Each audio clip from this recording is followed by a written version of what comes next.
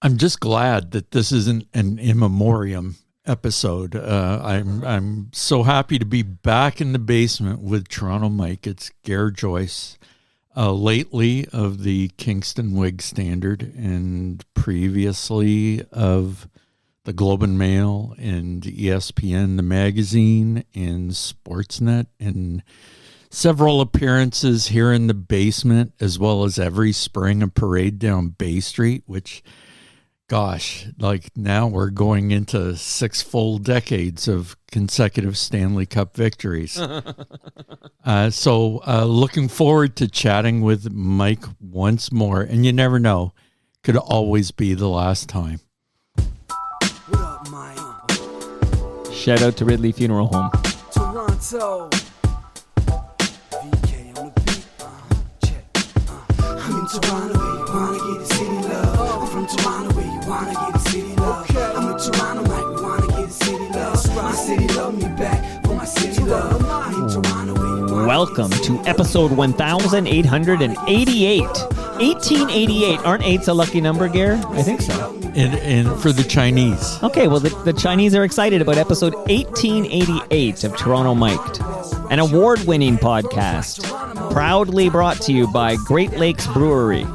Order online at greatlakesbeer.com for free, local, home delivery in the GTA. Palma Pasta. Enjoy the taste of fresh, homemade Italian pasta and entrees from Palma Pasta in Mississauga and Oakville. Visit palmapasta.com for more.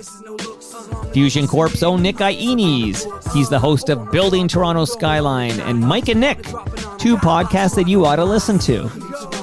RecycleMyElectronics.ca. Committing to our planet's future means properly recycling our electronics of the past. And Ridley Funeral Home, pillars of the community since 1921.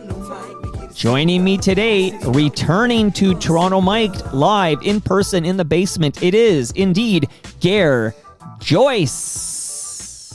That's me. Welcome back, Gare. Great to be back. Always great to see you. You know, you made a little joke off the top that this could be an in memoriam episode. Be very honest with me. How close have we come in the past decade? How close have we come to losing the man we love, the man known as Gare Joyce? Well, let's put it this way. So how many times have you changed your oil in the last year? On my bike or my car? It combined, really. No, I actually have had, I've actually had more cardio versions than I've had oil changes in the last year. Like I am having trouble keeping my heart in rhythm, but it's manageable.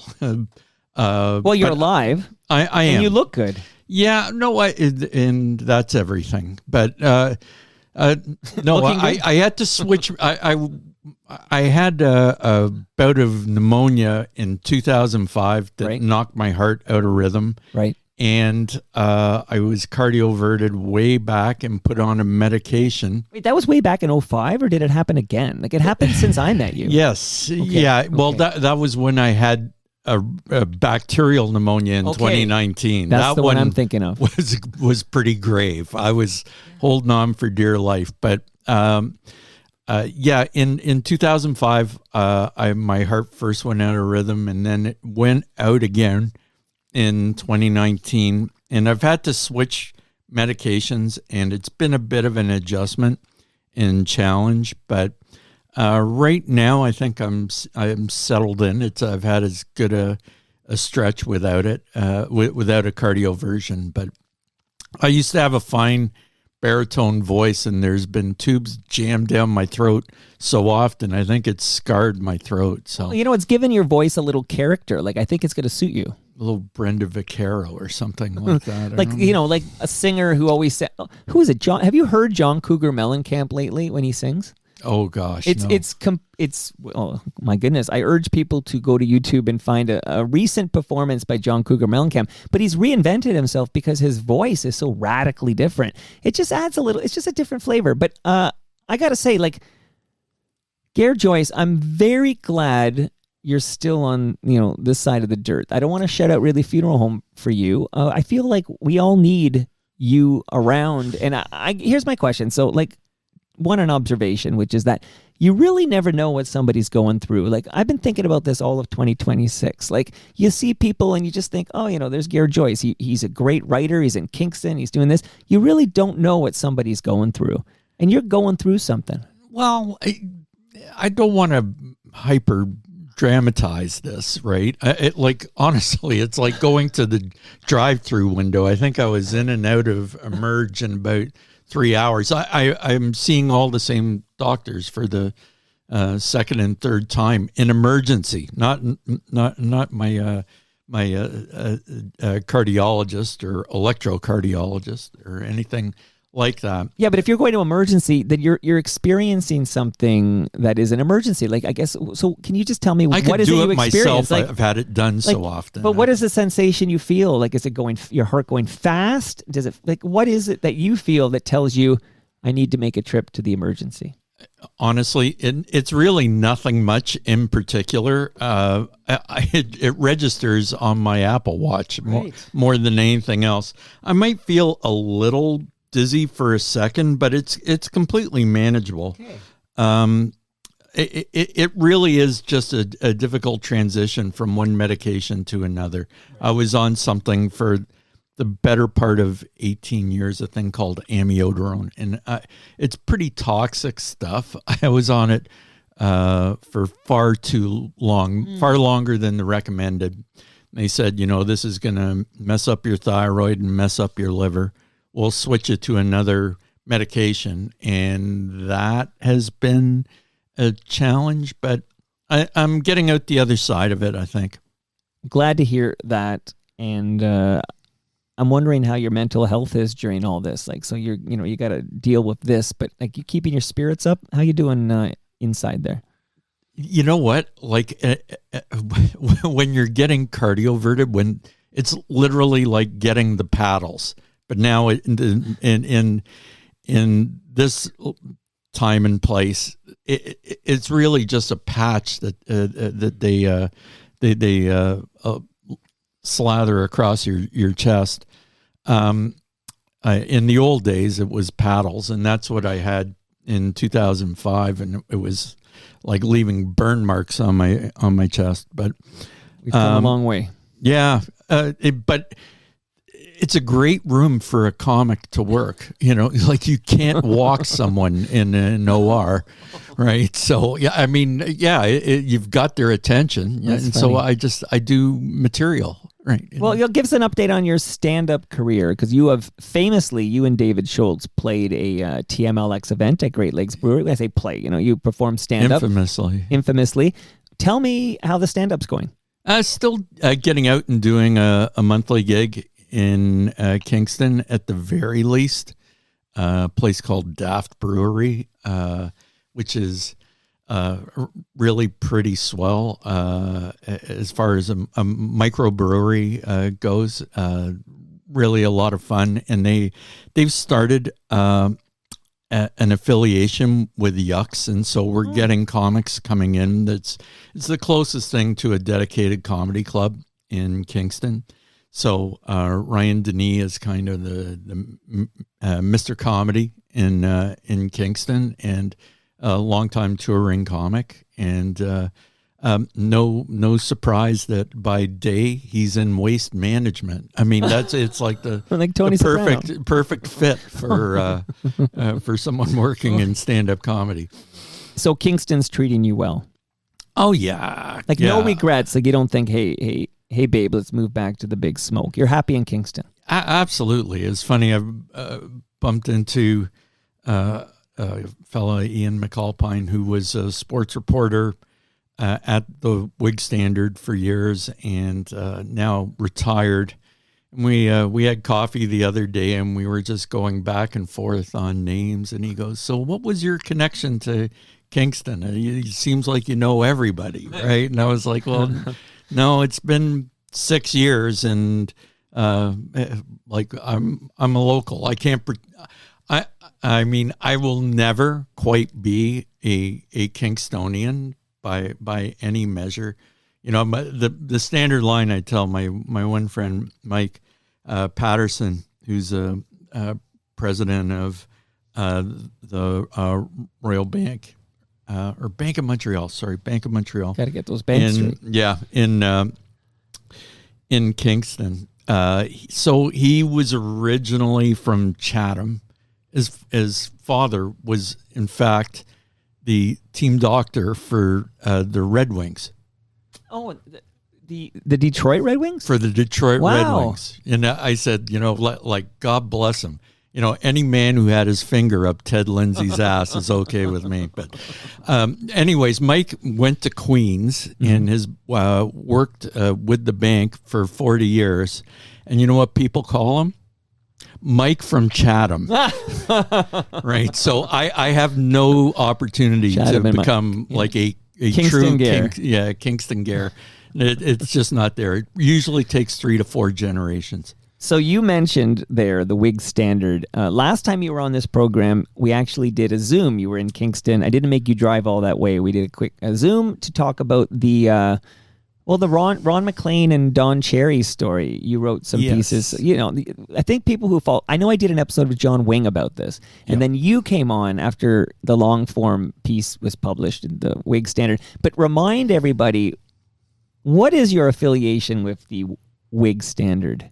I am a staffer there, and I divide my time between sports and courts, and I've been covering a couple of epic trials. One gruesome sexual predator there's at the end of the day there'll be 28 women who'll come forward with complaints against him, and it's going to stretch out over 18 months in court time. It's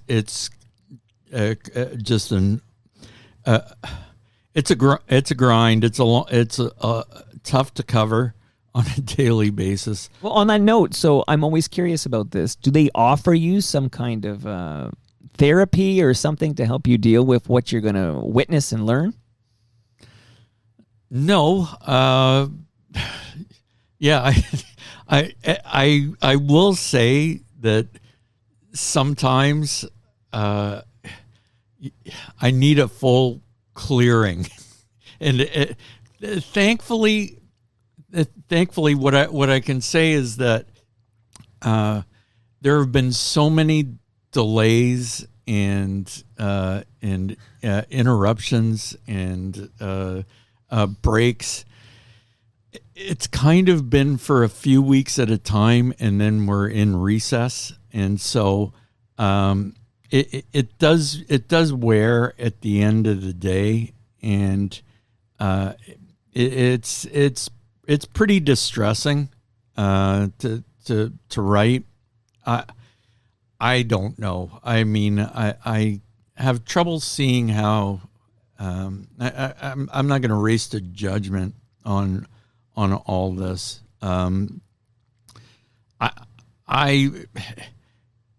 It's too much of a bad thing, right? Is the best that I can say. I don't know at this point. That like a pattern has been established. I don't know if number 28 will close the deal on the Crown's case in a way that 24 or 18 might not. I just don't know. It's piled up, but the full range of charges against this fellow stretch over, I think, the better part of 17 years. I don't have the paperwork in front of me, and it includes sexual assault and child pornography and just everything under the sun, physical assault with weapons, everything. It's just such a deep and sordid dive. I long during the summer. Last summer, it was the focus of my attention almost entirely, and I couldn't wait for football and hockey. Well, I was to going to start. say, like you said, sports and courts. Okay, Yeah. so especially when you're covering trials like that, like you're going to inevitably you're going to carry home some shit. Like you're going to wear some of that because you're going to be immersed in this world, and it must be like such a relief when you get to cover like let me go back to the toy department for a little bit. Sports. Like it must put sports in perspective. Well, the one thing I would say is that generally there haven't been sessions in court on Friday, and Friday would be a hockey game, and Saturday would be Queens football, and they won the Yates Cup this year. All right, good for Queens. Yeah, so it would be difficult, I think, if I was in court by day filing and then at a hockey game at night. Right. That would, I can't switch hats so easily. The consummate professional here. Okay, so I guess I'm going to ask you now about this private eyes thing because, of course, you are the man behind the IP that is So what is the current status? There's going to be a spin-off or a revival of some sorts for Private Eyes. What am I misremembering here? Yeah, they're actually organizing the shoot for season 2. The season 1 was shot last summer and is going to surface. What's the series going to be called? Is it Private Eyes West Coast? West Coast. That's the deal here. So you, because you wrote the book it's based on, remind us what the name of that book is. The original Code? was The Code. Code, that's it. Okay. I almost called it No Code, and I'm like, Mike, that's a Pearl Jam album. Okay, it's not called No Code. So, The Code, and based on your characters in The Code, then the Jason Priestley series, the Private Eyes is born, and we all watch Private Eyes, and at some point they canceled it, and then we learned Private Eyes will come back as Private Eyes West Coast. So does that, are they wire transferring a couple of bucks into your account because they're using your IP? That's the way it goes. Yeah. How much money? Can I see some documentation No, here, Joyce? we're not going to go there on that. But like, the character, Matt Shade, it was Brad Shade in the book, and they had to change it to Matt Shade because there was actually a Brad Shade in Toronto who was, if not distressed, then seeking compensation for the use of his name. Interesting. And, so that's how Matt that Shade. piled up. Okay, so this character, Matt Shade, has gone to the West Coast and is going to be part of this revival. Yes. So am I with Angie Everett. Right, okay. So thank goodness they didn't pull like a pit on you, right? Like, so it's like, we don't want to give Gare Joyce any money, so we're going to call this guy Brad Shade, and he's going to be similar character, but we're going to change a few details, and we're not going to call it a Private Eyes revival. It'll be like a reinvention, and we'll cut Gare out, which is kind of like what the Pit does to the Michael Crichton estate with regards to ER. Like, so they pitched an ER reboot with the character, Noah Wiley's character, John Carter. Yeah. And they couldn't reach a deal with the Crichton family. Like, he's I guess it's based on his original material, right? Michael Crichton wrote a book that John Wells then made the series about. So because they couldn't strike a deal with the Crichton family or the estate, the show changed. They said, okay, now he's no longer playing, the same guy is not going to play John Carter. He's going to play a new guy, Michael Rabinovich. He's going to be a different character, and to prove it, we'll make him Jewish, okay, instead of a wasp. And we're not going to be in Chicago anymore. We're going to be in Pittsburgh, and there's going to be no characters that was on the first show in the second, and we're going to call it The Pit. And it's a different show, a new show. It's the same guy, John Wells, but there's no, Crichton doesn't need to be compensated, his family, because Crichton, of course, is no longer with us. That's what happened, and the Crichton family filed a lawsuit, and we don't yet know how that suit will turn out. But that is why The Pit is so reminiscent of ER. Very interesting. I've always had a great relationship with the producers and with Jason. We get along like Rice and Crispy, and Yeah. Well, I read your book. We're going to get to your book in a moment. Sure. It's called Portrait of a Hockey Scribe, live on Press Row. I almost want to call it Live on Press Row, but it is, that's one of those things. There's a Tragically Hip live CD. No, Live on Two Legs. Maybe it's Pearl Jam again. There's one. Okay, I think it's called Live on Two Legs. No, Live Between Us, and then no, that's the Hip. I'm getting my Hip and Pearl Jam conflated right now, but I think it's a Tragically Hip album called Live Between Us, which I often called Live Between Us. It's one of those words where it kind of works both ways. How would you say it? It's live on Press Row, right? Yeah. I knew that. Okay. But we're going to get to that in a moment, but I did notice on the cover that there is a nice quote from Jason Priestley. So he's definitely a Gare booster. Jason and Donald Logue, my fast friend. Let me just, because I know I'm out of order. I don't care. It's my show. Yeah. But Donald Logue had a Donald Logue, who almost became an FOTM, right? We'll get him at some point. I took notes. We'll get him at some point when he's in Toronto. Donald Logue had a pretty long arc in a season of ER. Yes. You can probably more easily name the things that Donald hasn't been in. But we just talked about ER, so I have to connect those dots. And what he wrote, because I actually took down this note, he wrote, Gare Joyce is my favorite. I marvel at his skill. I love his new memoir, devouring it in one sitting. And this is a guy who I don't think he would speak the language that I speak. Like, you're dropping names. We'll talk about some in a few minutes. But there's a lot of Canadianity, to borrow a term, and he's enjoying it, and I think that means it does transcend beyond the Canadian sports media landscape. But we're gonna get to. I don't want to talk about the book. I just wanted to point out that Donald is a big fan because he wrote that quote. The ultimate crossover would be to get Donald onto Private Eyes. Like I will go out and be an extra on the set for that. I will be the corpse. Right. Yeah, that would be the ultimate crossover. Well, remind me how you met him. Like, how did you become buds with a guy who's been in so much, from the Tao of Steve? There's so much stuff he's done. Like, how did you become his bud? Well, we first went back and forth on social media about Terriers. I don't know if you ever saw Terriers, the PI series. Absolutely the best post-Rockford PI series ever. And Donald was so invested in it. And it only lasted one season. And he was really, I'm not speaking out of school saying this, it was a blow to him when it wasn't renewed. And I think that was at the point when he got out of acting and started driving an 18-wheeler. Oh. Got his license. And interesting. Yeah. And he still has an interest in a trucking business. He did return to acting, thankfully. But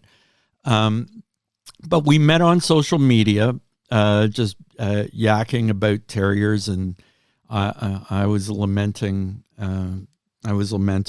Terriers passing, and somehow we, like, over the course of about 7 years, we started chatting back and forth. And then when I was in Providence, the relationship I had with Peter Robbins, the original voice of Charlie Brown. So after he was released from federal prison, I met Peter at a Comic-Con in Providence, and sure enough, Donald was there. So I went up. I go, "Hey, Donald, I'm this. We've chatted in social media. How are you doing?" And he goes, "Gare, I've been waiting to meet you for so long. Come on." Like, anyway, and it like his agent came over later and was like, "How long have you guys known each other?" Right? And it like we were brothers, like at the Wow. drop of a dime. It's funny how that works with some people. Like, some people just jive. Yeah, and we're back and forth weekly. And when he was writing the Danny Trejo memoir or autobiography. I was giving it a read for him and trying to help out as best I could. And and we exchanged notes. He has a memoir coming out, and from kind of very early stages, we went back and forth discussing it. He gave my memoir a read as well, and I introduced him. He had a YA novel that I still think it has legs, and I introduced him to the editor that I've worked with, Nick Garrison at Penguin Random House. Nick I've worked with for 20 years. And so, now Nick and Donal are besties. If I do get Donal on the show, I'm going to have to train myself to pronounce that name properly. I'm working on now. Donal. Yeah. It's not like Donald. No. It's Donal. And that was Brendan Shanahan's father's name. Donal. He was a Donal, yeah. Oh, you good Irishmen. Okay, shout out to all the good Irishmen out there. Now, 2 quick hits, and then we're going to dive into this memoir. Sure. But did you take a trip to TNT, the South Etobicoke institution? I've been there before. I was up against the clock, so I will go there on the way out. But I'm a sucker for old Army surplus stores. Yeah, so when I was a teenager, me and my buds we didn't live in this neighborhood, but we would bike to TNT for that reason. I would buy like an old backpack or something that looked like it was been through Vietnam or something. Yeah. Like I love these old surplus shops too. And it's been there since 1954, but I have lived in this hood now for over a decade, and it seems to have had much, much better days to a point where now I would go in and look around, and it just feels like, okay, I think this is like the roof is leaking, and I think there's a lot of mold in here. I'm not sure I should be breathing this air. I'm going to say this is all, I should be careful. I don't think Lorne Honickman wants me to say these words, but I just wondered if you had been in there and how it's doing, because it's just occupying this valuable real estate at Lakeshore in Islington, and it's been there forever. It's just amazing to me that it's still there. Like it's got to be worth far more money to a developer. Yeah, well, you'd think. I imagine it would be a toxic cleanup as well. It's kind of like right. They won't be able to build on it because the army fatigues or something like the Love Canal. I just hope there's no Agent Orange or anything. I don't know what's going on over there. But okay, shout out to TNT, a South Etobicoke institution, and I gotta return and see maybe they fix things up in there. Maybe it's safe to breathe but they do have gas masks there. I remember during the pandemic thinking I should go to TNT and get one of those like old school gas masks and just freak people out. For the pandemic, it would have been a great fit. I know. Geez, I was in the right spot. I got to execute. Next pandemic, I'm going to do that for sure. I think some of their army surplus is left over from the Spanish influenza. But right, when they had schools outside, and I was the only one apparently interested in doing the same thing back in September 2020 when the kids were on Zoom, and I was like, what if we all had a class outside? Like, I know, right? I was the only one who seemed interested in that idea. Let's get back together in outside. I don't think this is going to travel very effectively outside. Okay, so yeah, because I'm a doctor, all back to ER here. So I'm going to thank a couple of partners, and then I have the big question, and we're going to get into it. But I want to thank Great Lakes Brewery. I believe they're here tomorrow to record a new episode of Between Two Fermenters. I love what they're doing. They're like inviting other independent craft breweries to have conversations about the business, about the company. It's amazing. Like the founder of Left Field was over, and I'm meeting all these interesting brewers basically in this fine province. So shout out to Great Lakes Brewery. It's all I drink. You can bring some home and, I don't know, gift it to a loved one or give it to a neighbor there in Kingston. They'll love you in Kingston if you give them some Great Lakes. Absolutely. On that note, I have a frozen lasagna for you from Palma Pasta. palmapasta.com. Alan Zweig was here yesterday, and he did a cold open where he sort of apologized for his behavior at a TMLX event we had at Palma's Kitchen.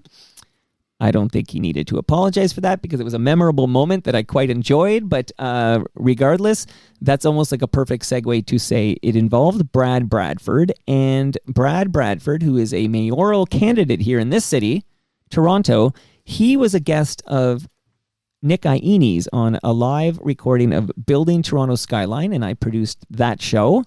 produce that show. That's not an endorsement for any candidate. It's a gig, right, Gare? So I would say subscribe and enjoy Building Toronto Skyline. We're recording a new episode tomorrow, so thank you to Nick Iones. And speaking of podcasts and change, Life's Undertaking is a podcast from Ridley Funeral Home, and we recorded a new episode yesterday with a wonderful woman who was here live in the studio, and we used music that won't get us booted from Spotify. We basically stripped out the John Williams, and we replaced it with something Rob Pruce put together. On that note, Rob Pruce will be on stage with me at the El Macombo on May 21st, and tickets are now available. And one way to get tickets is to go to torontomike.com, click Elmo Gig, and buy a couple of tickets to see Gare Joyce, my one-man show at the El Macombo on May 21st. That's happening, brother. How long is your set? Is it when I set? I'm using air quotes here. So it is this presentation will be 90 minutes. 90 minutes. Do you have any idea, like what it is like to fill? I don't know, 20 minutes. You sound like Humble Howard, who, when he heard I was doing this, phoned me with lengthy tips because he went to LA to be a stand-up in his younger years. And 90 minutes. You kind of have to hear it to get it all. Like, it's nothing I can really explain to you right now, Gare, except I don't know. Like, I know it's going to be me and a microphone for 90 minutes, and I know Rob Pruce will be doing some music, and I actually believe it to be pretty damn good and compelling, especially if you like Toronto Mike. I think that might be something important. But I think it's going to be rad, and I also don't think it's ever going to happen again. So it's like you miss it, you miss it. Shout out to Bay Bluer Radio.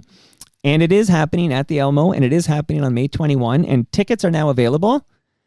And I don't have much more to say, except I know you as a stand-up will say, okay, Mike, you have no idea what's going to happen, because I'm not workshopping this anywhere. Like, I'm not going to do it at a club. Oh, no. The first time I do it in front of an audience is going to be on May 21. But I'm eerily confident that this will be good. Do you think I'm delusional? You can tell it to me straight. Zweig said similar afterwards. Zweig and I were chatting privately, and he talked about he once wrote a one-man show, and he ended up doing it in his living room where he read it to some friends. But he sort of, you and him, I mean, I think this ignorance I have and this naivety is going to work to my advantage. Like, I'm too stupid to know how ridiculous this is. Oh, brother. So I'm just going to do it.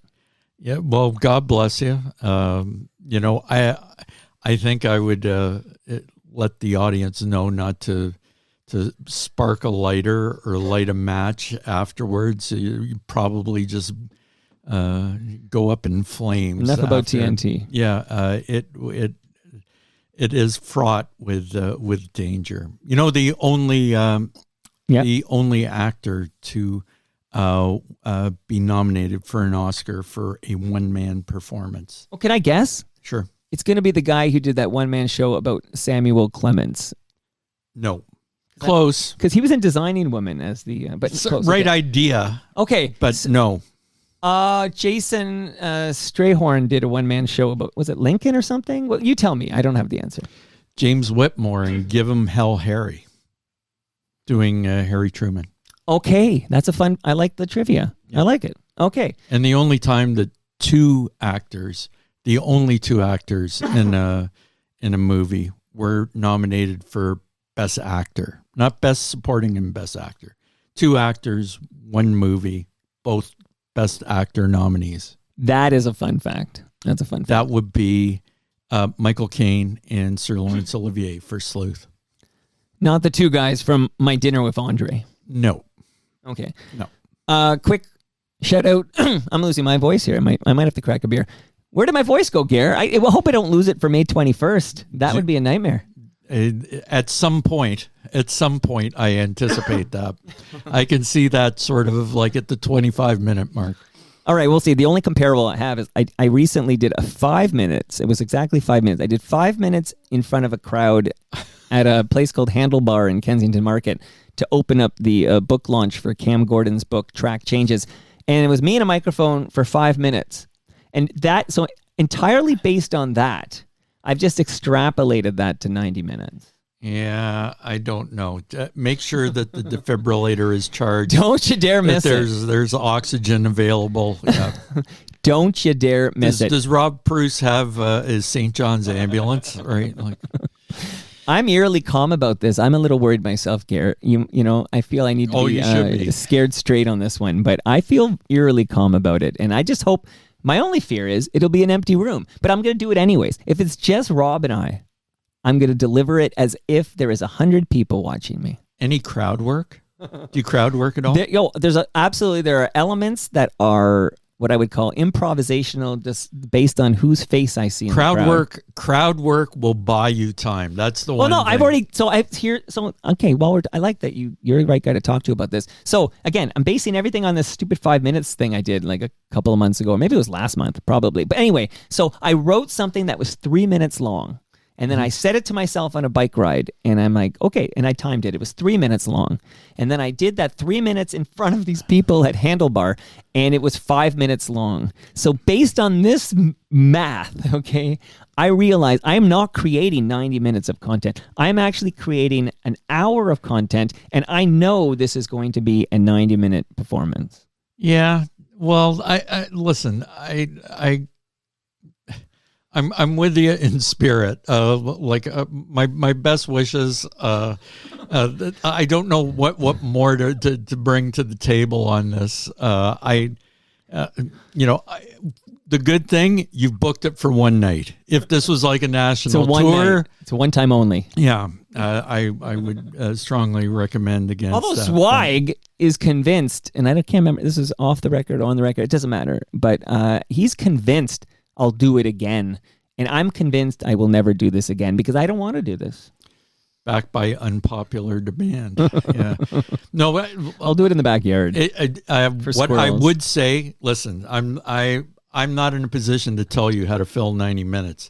I can tell you you might buy some time, and that would be some audience participation. I know we did a crowd work show, so that's basically improving, and it was you could do an opening and then you had to go straight to crowd work at Daft up in Kingston, and I ended up laying across the table and showing members of the audience how to administer a cardio version, right? Like, so you can build on. See, I have zero worries about filling the 90 minutes. My concern is going too long. I've already, I've been crafting this for months. Everyone's concern is you going too long. See, I'll need you to be the opener, maybe the closer too. But shout out to your former best man, Tom Terminator Henke. There you go. I remember everything. I remembered all our chats. You've been here many times. I'm just glad to see you in person because I've been letting you Zoom because you put in, like, when somebody does make the effort to be in the basement, I will throw them a Zoom now and then. You earned a Zoom or two as a Kingston native, and I'm glad you're back. But I haven't shouted it out yet. Recyclemyelectronics.ca, because even in Kingston this works. And if you have old devices or cables or laptops or computers that you have piled up in a closet, or maybe you got a room full of junk, you're not going to put that in the garbage, Gare Joyce, because those chemicals will end up in our landfill. Go to recyclemyelectronics.ca. Stick in that Kingston postal code and find out where you can drop it off to be properly recycled. Now, I've already thanked Ridley Funeral Home, but because you're a returning guest, and this is going to tie into my first question, I actually have, so first-time guests are getting the traditional measuring tape, which is this plastic green one you've had in the past, I'm sure. But because you're a returning guest, I'm holding it in my hand, courtesy of Ridley Funeral Home. It's a bottle opener, it's a leveler, it is a measuring tape, and it is a flashlight. If you pull that out, it's a flashlight. It's yours. I was looking at it. It looks like a foreskin snipper. I'm in that club. I'm in that club. Yeah. I think because I was born in the 70s, it was mandatory, I believe. I have to take my hat off to you. So I mentioned a big thanks to Ridley Funeral Home, and my question off the top here as we get into the memoir is, okay, so you've written a memoir, Gare Joyce. Yes, does this mean like this is something you're doing because you're planning to die?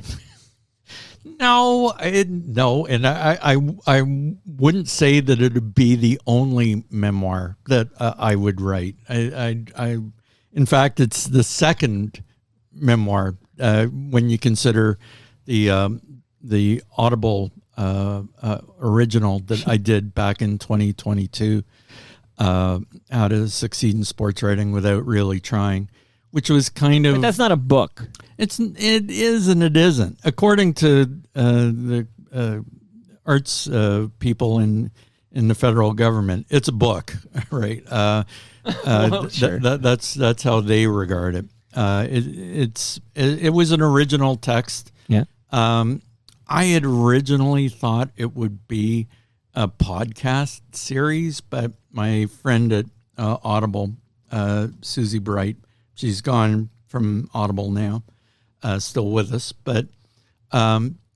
she saw it more as an audiobook, and that's how I did it. And when I went to ECW with the text, they said, well, for federal funding, it has to be 90% new material. Is there another memoir, sports writing memoir you could do? And I said, well, I'll do one that's kind of Toronto focused and hockey focused. And that is what the original working title for this was, A Portrait of the Artist as a Young Hockey Scribe. Right. And they thought that was a little too wordy, so ECW has cut it down. When I do signings, I will have a stamp, and I'll go with my original title. I'll stamp it in, and Portrait of the Artist as a Young Hood. Yeah, something like that. But no, I wrote an essay that ended up getting on the long list for the CBC nonfiction contest a few years back about being an auto mechanic's son at Upper Canada College.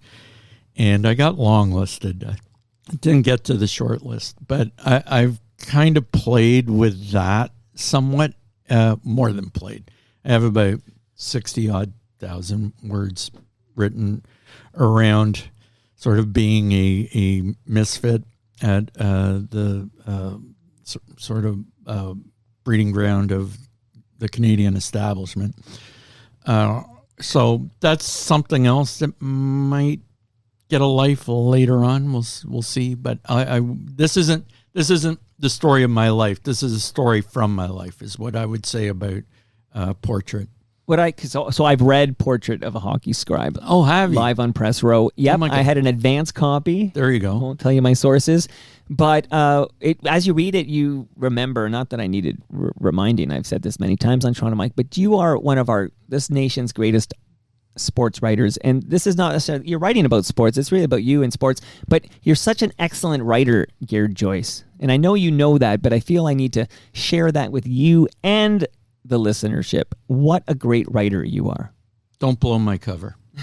But it's like going way back on this one. Like, there's a quote I took from the book. It says, when I was in grade 3, I told people that I was going to work at a newspaper someday. Like, so this comes early to you. You knew what you wanted to do. You're in grade 3. I think I wanted to be a firefighter. No. Or a fire truck, maybe. It was all sorted out at that stage. God's honest truth, I was reading the Globe and the Star before I was big enough to pick it up. I had to lay it down to read it. Broadsheet, yeah. Yeah, so it comes to you early. But so what I'm going to do is, because I want people to get it. So is it available now? That was one thing I was confused about. Like, can you actually buy this now, or can you buy an advance copy of Portrait of a Hockey Scribe live on Press Row? Gare Joyce's not memoir? Quite yet. Okay, so we're a little ahead of it. In October, it will be. October. See, I got this advance copy. I just assumed those this are thing was uncorrected launching. pages you have. I corrected them. I'll give it to you later. There you go. The highlighting in there. I corrected. I can't pronounce words, but I can spell them. Okay, so I'm going to hit some hot spots here, sure. And hopefully I don't trample. You can tell me if it's You can give me the Nick Kiprios. It's in the book. It's in the book. Oh, you dated Joan London in New York? Yeah, it's in the book. I'm like, okay, Mr. 700, let's get out of here. All right. So one thing I want to ask you about is you took a penalty shot at Maple Leaf Gardens. Yes, I did. So I'm reading this, like I'm living through you. And then, I mean, it sounds bigger than it is, I suppose. But the fact that the championship final of the Crescent School intramural season took place at Maple Leaf Gardens is a mind blow. Like the full ice of Maple Leaf Gardens? Yes. So do you want to tell that? It's really early in the book. I think it's maybe chapter 1 or something, but it's going to tie into a guy. I'm going to play some audio and talk about a gentleman that no longer with us, showed out to Ridley Funeral Home. But tell me and tell the listeners about how you ended up taking a penalty shot at Maple Leaf Gardens. So I did attend Crescent School way back, a school that's on Bayview now, and I was, in fact, in the first class that was ever convened at Bayview. It used to be on Dawes Road, where Crescent Town is, at Victoria Park. It's on Dawes Road, between Victoria Park, and it was the old Massey estate, in fact.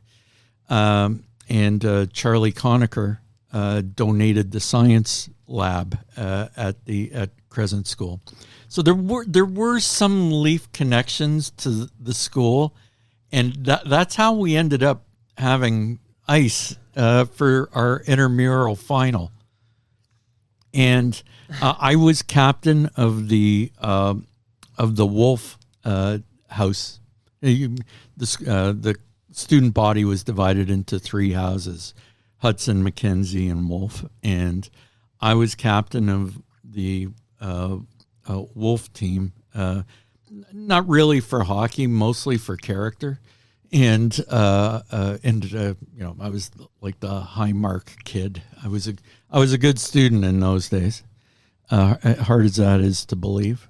And our game ended in a tie, and our tie break was, in fact, decades ahead of time.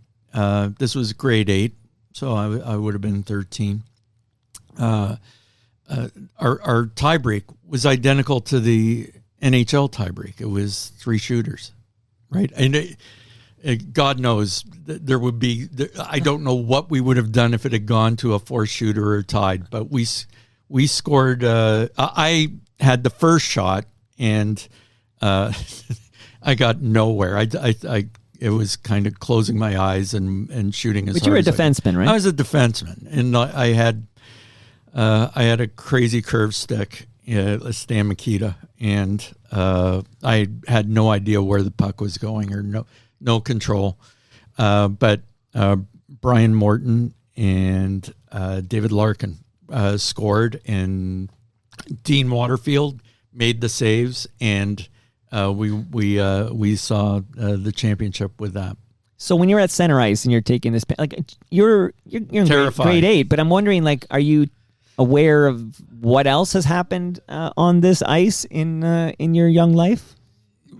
Well, of course you are, because in grade 3 you were reading the Globe, you were reading the Star. But like, so did you carry that weight that this happened here this many years ago? Like, you're on Maple Leaf Gardens ice. Yeah, it was only a couple of years removed from George Armstrong, right, icing it into the empty net, right, from my hero Bob Pulford. And I believe a young Peter Gross climbs on the ice after that. I'm telling you, he tells a story about climbing on the ice after that moment you're describing. Right? There you go. Yeah, I remember watching that series. I remember I was sent to bed when and I had to peek through my closed bedroom door to see Bob Pulford score in double overtime in Montreal. Jeez, talking to me, who's not a young man in his 50s, it's like I'm listening to Grandpa telling tales from the war or whatever. Like, oh, that happened in this city? Yeah, it was all new back then. So it was in real time. So yeah.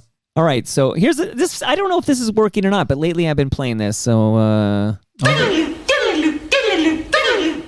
Although I guess talking about you in grade 8, we've already gone in the time machine. That's fine. We went back to grade 3, gods, for goodness sakes. But I'm going to play a little something that FOTM Hall of Famer Ed Conroy put on his YouTube account, and it's kind of. Well, let's listen together here. Well, water and the frozen variety of water lead the sports tonight in the Canada Cups. Dick, what's happening? Well, in the Canada Cups, it's over. The Canadians hung on to beat the Swedes 6-5. Canada now has the Canada Cup back. They didn't steal it from anybody. They won it. By mistake, but they won it, yeah. Listen, the other team came right at them, and it wasn't over till it was over. True. And in the Canada Cup of Sailing, Coug has the lead. They're going through one more night on the water out here against the Americans. And speaking of Americans, the American League East has finally been won by Detroit Tigers. All right, all of that in detail coming up momentarily. Hamilton Wentworth says no. Okay, so hearing that of course, because the Tigers ran away with it in 1984. So we're in 1984. Tell the listenership, Gare Joyce, whose voice do you think we just heard there? Oh, I'm putting you on the spot here. What if I told you that was Dick Beddoes? Was there? Oh, really? Okay. No, I. You have to see it because he's got the hat. Yes. He's doing the whole Dick Beddoes thing. But I'm hoping we could take a moment here. I want to do I'm wondering how much you'll give me here because it's kind of really a key part of I have a brewing in the background because I want to bring Dick up. He comes back. Yeah. But that was a Dick Beddoes on CHCH doing the sports in 1984. Okay. Yep. That would be a fit. Tough to find, by the way. So that's why I shouted out Ed Conroy, because he takes the time to kind of archive this. It's tough to find video footage of Dick Beddoes doing, because I grew up with Dick Beddoes, but you, at a pretty young age, you met Dick Beddoes. I met him when I was in high school. Now, what I should say before we go down this road, sure. If you want, I want to talk Dick with you, Gare. If you want a Dick Beddoes, like an idea of what Dick Beddoes sounded like, Joe Flaherty did a great Dick Beddoes knockoff on SCTV on Saturday Night Curling. Up my audio here. Okay. Was it Monday Night Curling or Saturday Night Curling? You're asking the wrong guy. With regard to Swaroo taking any of that region's garbage. At City Hall, Bob Ireland, TV 11 Newsroom. Oh, I'm just listening to an old... What would you do if your life changed dramatically I tomorrow could envision a podcast where you and I just listen to old newscasts and comment on what we hear or whatever. Like, it's kind of fascinating to hear the CHCH news in 1984. Like, what were we talking about? When Dick Beddoes starts telling you about the World Series of whatever it was, boat racing or yacht racing, I'm thinking... Oh my God, you'll never hear about that in mainstream media. They're never talking about who's winning the America Cup or whatever. What I can tell you right now, without giving too much away, and this one, I can't say it's in the book. It isn't in the book, but it's in the offing. I'm actually working on sailing stories right now. But that's for a it's a very wealthy audience. So Rolex might be interested in sponsoring that because you get a wealthy audience, but it's tiny. Well, and what's funny but rich. There's a great pushback by the people that I'm writing about. One gold medalist was the son of an oyster fisherman. That's how they came in to sailing. The old-fashioned way. So I'm Stay tuned. Yeah, I'm doing a historic sailing piece. Inspired probably by Dick Beddoes. By Dick Beddoes, yes. Okay. But because you were inspired by Dick Beddoes. I was a huge Dick Beddoes fan in his day with the Globe and Mail. I look back on it now, and I can see that it would have. It would have like amused me as a kid, just the florid language. Now, no, it's not my style at all, or there was no influence or anything like that. But it was just fun, and it had a bit of the A.J. Liebling, Sweet Science, the overly ornate language and highfalutin, highbrow, as applied to something as mundane as sports. It was just fun, and that's why I really went towards Beddoes as a writer when I was a kid, and his write-ups about Team Canada in '72 were hysterical. So where are you as a high school student? Where are you that you see Dick Beddoes? At the Groaning Board, it was one of the two first vegetarian restaurants in Toronto. It used to be on Bay Street, the original. And he was there one night, and I was there with my buddy, Gus Papagiannis, who became a Mountie, and I've stayed in touch with. And sure enough, there was Dick Beddoes, and he was easy to pick out. He was unmistakable. So he was wearing the hat. He was. And he was wearing... it was a case of a clash of hat, jacket, shirt, cravat, everything. Nothing went together. It was about 120 decibels. It registered. And how did your interaction with Dick Beddoes go that first time when you were in high school at the Groaning Board? He couldn't have been nicer. Like he really couldn't have been nicer. I went up and said, Mr. Beddoes, I'm looking at writing for a newspaper someday. I read you religiously. I listen to your radio show. I've phoned in. I've never got on, but he autographed a napkin for me. Said, Robert Marvin Hull told me, always ask the name of the person, personalize it, and that Bobby Hull was giving advice to Dick Beddoes about handling celebrity. Tells you something about Dick Beddoes' self-regard. But, Dick Beddoes said, well, there's nothing like working in a newsroom. I was talking about going to journalism school and getting applications in. And, that lingered with me. Not that I ever imagined being Dick Beddoes. I just thought like his talent was way past anything I could pull off. And so, that I could be kind of, a middle tier, average sports writer someday who, fetched quotes for a great man like Dick Beddoes. I saw that as kind of a calling. So again, I'm not here to, make you read your book here. So, but yeah. Dick Beddoes at this time, he's with the Globe and Mail. You're reading him in the Globe and Mail. Yes. And eventually you yourself will be working at the Globe and Mail. In fact, that's true. So maybe what we'll do for this conversation here is if you could tell, because there's some younger people who aren't sure how it ends for Dick Beddoes at the Globe and Mail. And I know this story, but because I didn't live it, like I sometimes forget I know it, and then I know it again, and every time I'm interested in the story, and it's in your book, and you get it again. But how does it come to an end for the legendary writer Dick Beddoes at the Globe and Mail? He was caught plagiarizing. Not just copy, but he was caught plagiarizing. I think it was Russell Baker in the New York Times. If you're gonna steal something, don't steal something in the window during business hours, right? It was almost a cry for help, and the psychology of those who perpetrate journalistic fraud and plagiarism. I can't imagine doing something like that. But there does seem to be a cry for help. I think it's fairly safe to presume that if you've caught someone doing it, you're not catching them the only time they've ever done it. That would be pretty exceptional circumstances.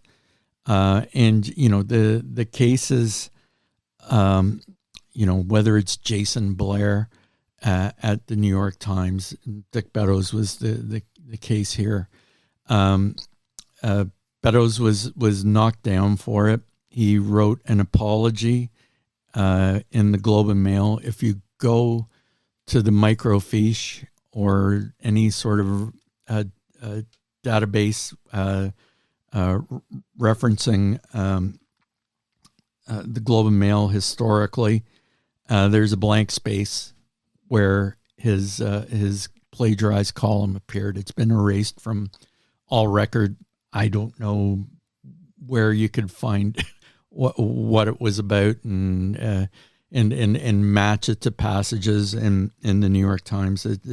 They've kind of That's interesting. They can scrub it from like a microfiche of that day's paper. Yeah, if you go to somebody Metro, has to have the paper version they saved. Yeah, well, from 1979 or sorry, from 1980, I don't know that there's a paper version out there, but interesting. Yeah. Do you remember that? So you did print like some of his final comments on this, but that is the last time he appears in the Globe and Mail, right? His apology? Last time he appeared in a newspaper. Yeah. He did a couple of books after that. Didn't he write Our Pal Hal?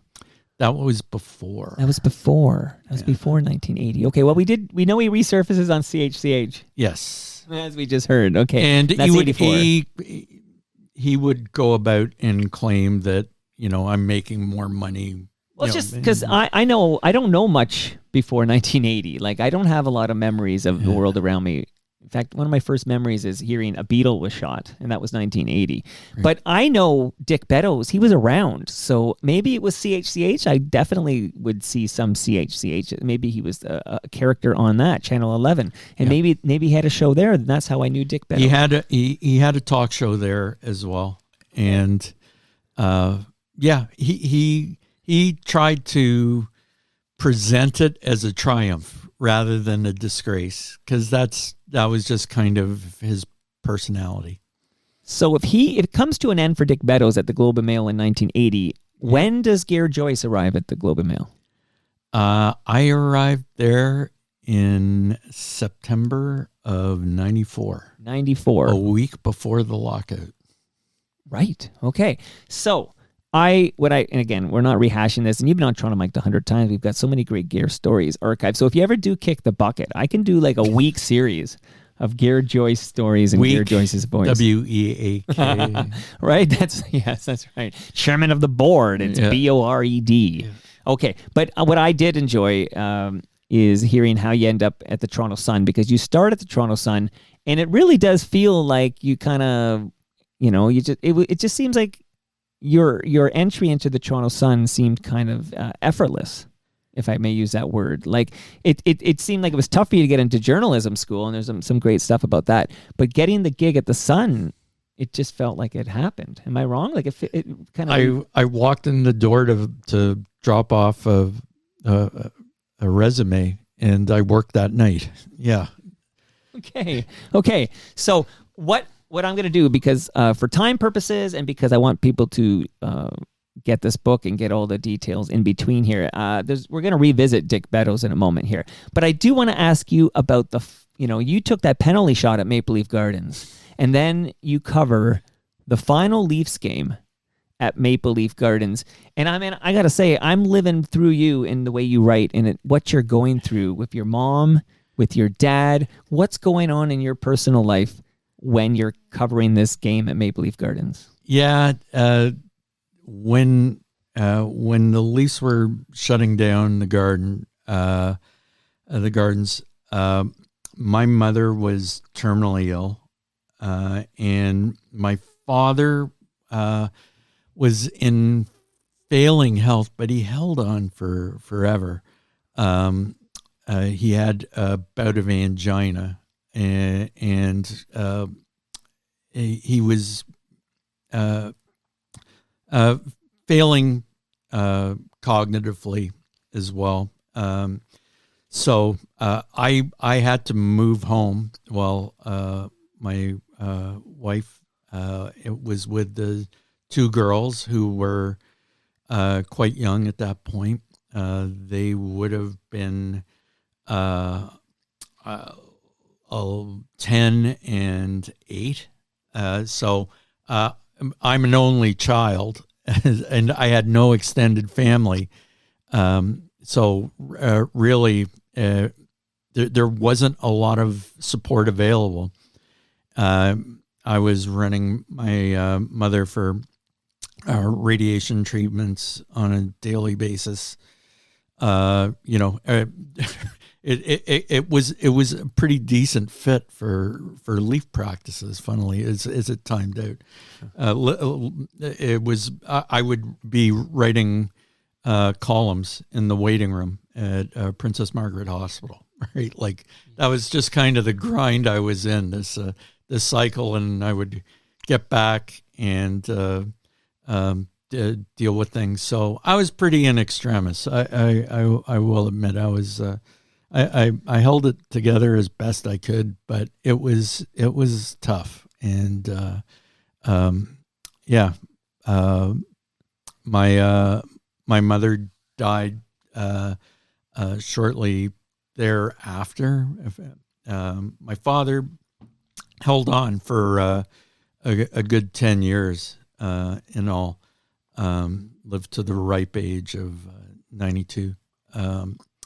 But at the end, the last few years, he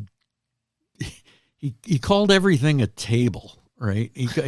He called a table a table. He also called a bed a table, right? Like he lost the names of household items. You know, they talk about forgetting names. He lost that much more. So. I was trying to negotiate that, and people of a certain age with parents who hang on through modern medicine. They hit stuff like this. It would have been nice if I'd had family members that we could play past the parent. Right. But no, that was me. And I ended up sleeping in the old bedroom that of my youth, where I used to tack up Sports Illustrated covers, right. And where I saved all my old sports magazines and clippings and things like that. And you were still able to cover the final NHL game at Maple Leaf Gardens. Was it Leafs and Blackhawks? And you in the book you cover it pretty well. But I find it interesting that you focused on your writing focused on Dave Keon, who completely ignored the invitation to attend this finale at Maple Leaf Gardens. Yeah, if there's another if there's a follow-up memoir to this one, it'll be where I actually had a chance to talk for an extended period with Dave Keon years later. But what I should dial back to is that kind of the arc of the book. In the first chapter, I talk about I write about going to my first Leaf game, which was pre-Bobby Orr. Boston Bruins, the day that the Toronto subway opened, or the Danforth Bloor line opened, and I was in standing room, at the age of, I guess, 8 or 9, and I could see nothing from standing room. I was on my toes, peering over a railing, and could see very little except Bob Pulford's red face. Bob Pulford's red face. And of course this finale in 99 at it was 99, right? Yeah. Yep. At MLG, another Bob Probert scores the final goal. That's the answer to the trivia question. That it is. with Doug Gilmour skating for the Hawks. Right. Yeah, you took the opening face-off against Matt Sundin. Absolutely. Yeah. Now Kingston's own. Kingston's, absolutely. What did you keep from this final game? So, you've got a lot going on in your life. You gave us a taste there, but it sounds, and you got the kids, you got the parents you're caring for. There's a lot going on. You're at the game. I guess it's interesting to hear you say that, you wanted to make sure they didn't surprise everybody with a Dave Keon appearance in the last minute or something. Like, oh, here he is. And it would blow your story there. But what did you keep as a memento from covering that final game at Maple Leaf Gardens? I kept the seating plan. They posted the seating plan in the on press row, and as I was leaving the press row, I was actually one of the first out. I'm sure that the other guys hung out and went for beers or whatever. I had to get back to look after my parents. Right. So I just pulled down the press seating. And I had it in my papers for years, and it surfaced one day, kind of this Burgess shale of paper in my office, and I framed it. And in the proofs that you saw, the actual plan wasn't in it. It's going to be in the actual book when it comes out. That was one of the slip ups. So seeing all those names, though, it's quite something. This is the name of all the people. Because first of all, there's many, many FOTMs on that list beyond yourself, but also many who are no longer with us. Like, it is kind of fascinating to see all the people who from the media who covered that final game at Maple Leaf Gardens. Like, you saved the best thing. I think so. I do. The Leafs gave out certificates saying, "Oh, you were at this game," and they did it for all patrons. All spectators, all ticket holders received a certificate. Everyone on press row. I didn't even bother with that. Yeah. Like I didn't. I just wanted this seating plan, and it was an impulse in the moment. And I don't want to say that I forgot about it. I do remember doing it. Where I put it when I got home when I got to my parents' home, where I put it at that point, I lost track of it, but it did surface in time. So I want to conclude our chat here by talking about Dick Beddoes again. There we go. You really did write Dick Beddoes' memoir, didn't you, Gare Joyce? Something like me and Dick, yeah. It's kind of like book. It's a very interesting way to bookmark your career covering hockey. Yeah. Not that you're done, by the way, because you wrote that piece about Don Cherry's cottage on Wolf Island, and then the whole Ron McLean story that spilled out of that. Did you ever win any awards for that? So that's what I'm in town for, is the National Newspaper Awards are tomorrow night. We almost buried the lead here. Hey, I was going to say, how did I get you back in the basement, Gare? Yeah, You're in town for something else. I'm one of 3 finalists for that, and yeah. Well, congratulations. It was so well written, and it got so much exposure. I did 2 episodes of Toronto Mic'd about it. Okay.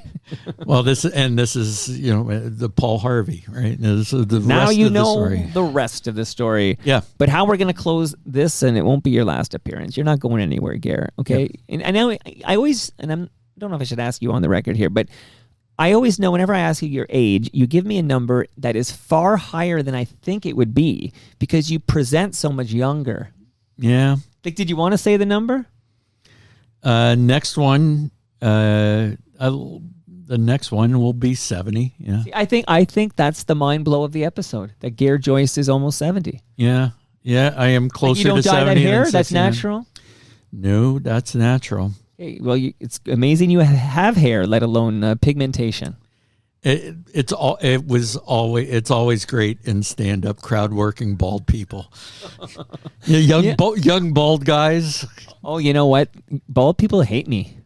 Oh, yeah. I don't think they really do. Like, sometimes bald people, I won't name names, but there are some regular visitors who are hirsutely struggling. I don't think that's a word at all. I think I invented that word.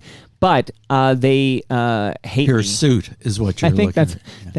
Thank you. But I think they hate me, and they kind of look at you with like, you lucky son of a bitch. But it's really all I have, Gare. Yeah. Well, I don't know if you remember the cover of the Audible audiobook. I do. Yeah. You and the I can Because picture young that Gare was there. back when I had a perm, I do. right? And I look like when with freshly permed hair, I look like Ian Hunter or Roger Daltrey. I would get Roger all the time because the perm sort of lightened it up, and I was blondish. Well, But it could be worse. The chicks dug them. Okay, but please let's close here if you don't mind. Yeah. So your history of Dick.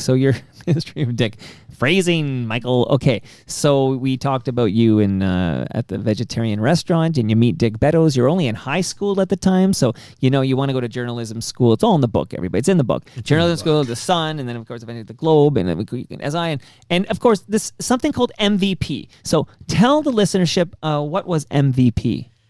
MVP was a more or less sports monthly. It was 10 issues a year. Like they would skip an issue here and an issue there. And it went from 85 to 88. Won a few national magazine awards. I won my first national magazine award with them for a story about baseball in the Dominican Republic that wound up spinning into a book about baseball in the Dominican Republic, the only ticket off the island. But that's I ended up getting a ride back to my hotel from Tony Fernandez back in his first season in the Bigs, 85. In meeting Damaso Garcia and Juan Marichal and George Bell and all of them.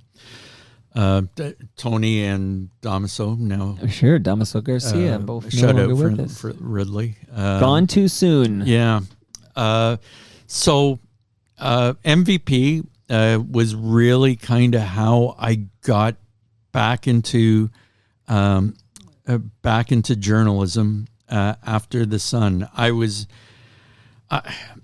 with my experience at the Sun in the newsroom, it just put me off so much. I vowed that I'd never work for a newspaper again. I just saw so many broken and unhappy people and just such an awful life negative lifestyle. I didn't want to work in a newspaper. And I ended up pitching. Not even pitching. I just submitted a story to MVP and wound up getting it published and getting a staff position. And that's kind of how I got into sports writing. I was out of the game for a good 3 years, probably 3-4 years, maybe. So while at MVP, I was working as a doorman. That was the thing.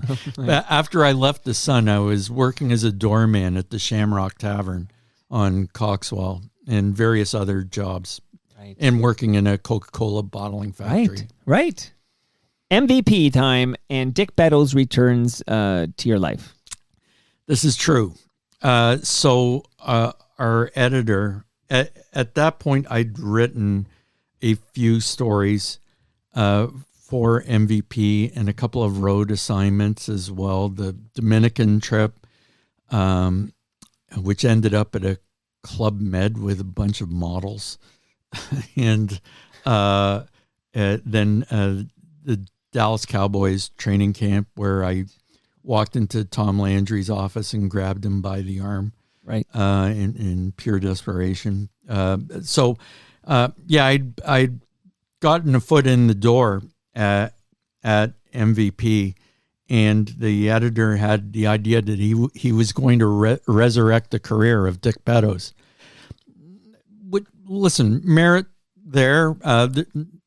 Plagiarism means one thing within the community of journalists. I don't know what it registers with the public. If people actually knew why Dick Beddoes was no longer writing at the Globe and Mail. This would have been 7 years after the fact. Our editor gave Dick the assignment of like a very open-ended thing, right? Your 5 favorite international hockey games. You covered 72 and various other hockey summits. Knock yourself out. Give us your personal story, which should have been, the red carpet for Dick Beddoes. And I was handling copy at that point. In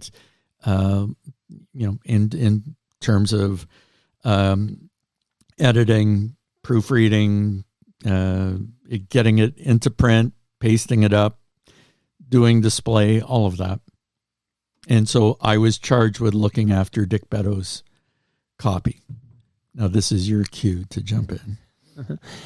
Wow, I love this part of the book where you talk about, you're telling Dick you need it. He's like, next week, right? And then you're telling him actually last week. Do you know when I can get your copy? And then you talk about, you get this envelope delivered to the office, and it's he submitted his story mainly about this. Well, you're jumping one ahead here. You do it then. Okay, so he was late with his copy. Yeah, uncomfortably late.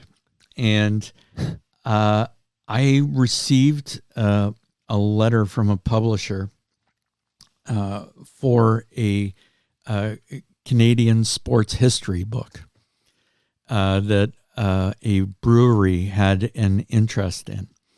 And I gave it a quick look, and it mentioned that Beddoes was one of the writers contributing to this book, and that there was a luncheon for the launch. And so I called up and I said, I would love to come out to your luncheon. Will Mr. Beddoes be there? And so I managed to figure out, okay, I can have this showdown. Dick Beddoes wasn't picking up the phone. This is before email or anything like that. And so I confronted Mr. Beddoes at the luncheon. And when I tapped him on the shoulder, he asked me what my name was, and he was going to sign a copy of the book. And I was like, no, I'm actually your editor from MVP. And, no guilt or remorse or anything like that. He goes, well, sit down and join us. There's an open seat at the table. And he's like, oh, by the way, do you know Rocket Richard? Right. And Rocket Richard is sitting with Dick Beddoes. And, I'm like, the pen dropping out of my hand and, my arch is falling. Yes, I know of him. Right.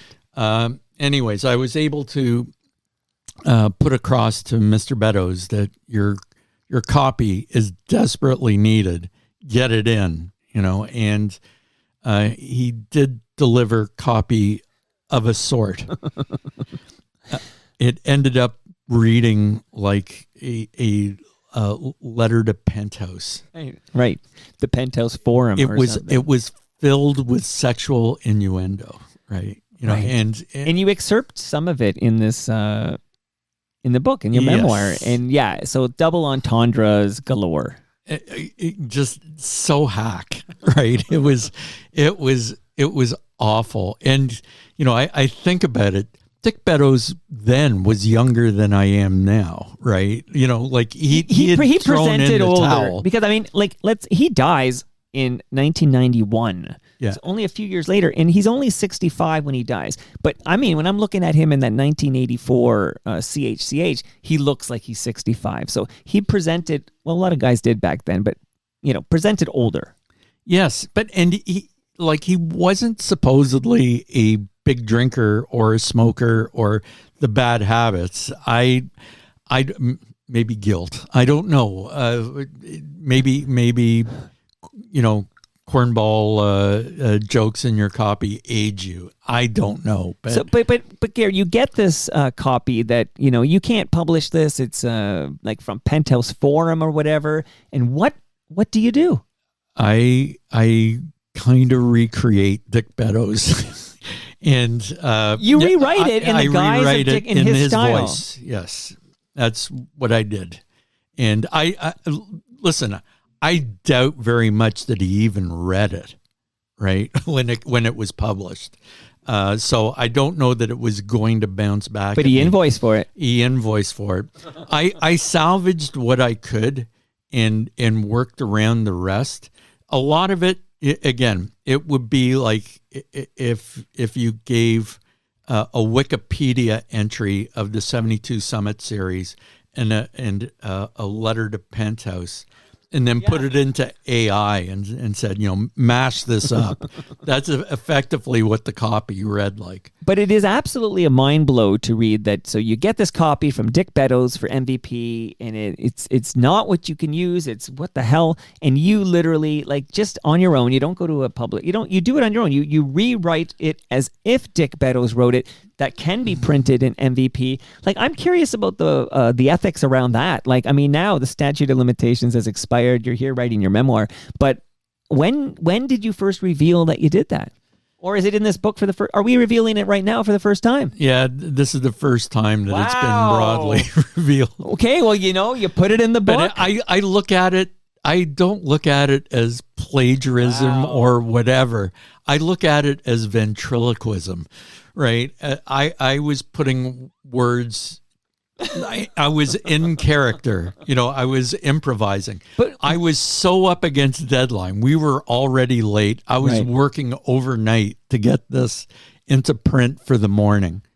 I think journalism classes could have a field day with this one because, of course, everybody kind of gets why you did what you did. It's almost like in Of Mice and Men, like it's out of love or whatever. And here you did what you did for Dick Beddoes, kind of to save him from himself. But it's not plagiarism. It's like, I don't know if there's a term for this, but it's definitely misrepresentation because it publishes an MVP as written by Dick Beddoes, but in actual fact, it was written by Gare Joyce.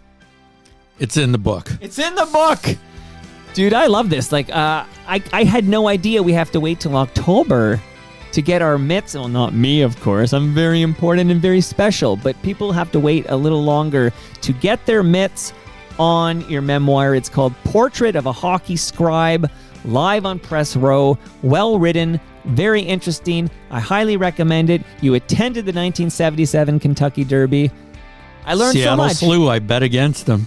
Bet against the Triple Crown winner. Peter Gross doesn't want to hear that. So tonight, when you are up for this award, Tomorrow night, okay. Who are your competitors? I'm up against a writer from the Globe and Mail, Jana Pruden, I think it is, and a writer from La Presse. So, what do you think your chances are? 1 in 3. I can do no worse than the bronze, which is Canadian gold. And that brings us to the end of our 1,888th show. It was a lucky number, lucky episode, 1888. He's not dead yet, folks. I'm 8 looking at is him right infinity now. On its standing up is what it is. Times 3, which is also an interesting number. Let's do a numerology episode on this number. Go to TorontoMike.com for all your Toronto Mike needs. So people can read you in the... what's the proper name? The Kingston Whig Standard. Whig Standard. Whig, W-H-I-G. I remember that from my history classes. Okay, but go to that link at the top at TorontoMike.com that reads Elmo Gig and buy a ticket. It's coming together. I'm proud of it. I'm working before some it stuff comes out. apart. I'm working some shit out in this thing. It's more like a therapy that you'll have to witness, but it's happening. Much love to all who made this possible. That is Great Lakes Brewery. You got your beer. Palma Pasta. I've got your lasagna. Nick Ieni's. I'll see you tomorrow, Nick. RecycleMyElectronics.ca. And, of course, Ridley Funeral Home. We dropped a new episode yesterday with a new theme song that Spotify can't complain about. See you all Monday. I got to go to my calendar. Hold on. What's going on in the Toronto Mike calendar, Gare? What's going on here? Stand by. I'm standing by. So I have a couple, very interesting week. I have a chap named Johnny Max. He was in the calendar before. He's a musician, and he forgot. And I wrote him off, and then Blair talked me into giving him another chance. So Johnny Max is my guest, but Barry Hertz comes by on Tuesday just to dive deep into Nirvana, the band, the show, the movie. He's been covering these guys since their inception. He's the man. Barry Hertz from the Globe and Mail, by the way. There you go. Colin Cripps will be here Wednesday to kick out the jams. It was fun to kick out the jams with Alan Zweig yesterday. We're going to do it with Colin Cripps next week. And Paris Black.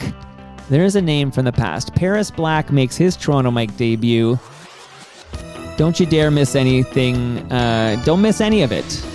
See you all next week.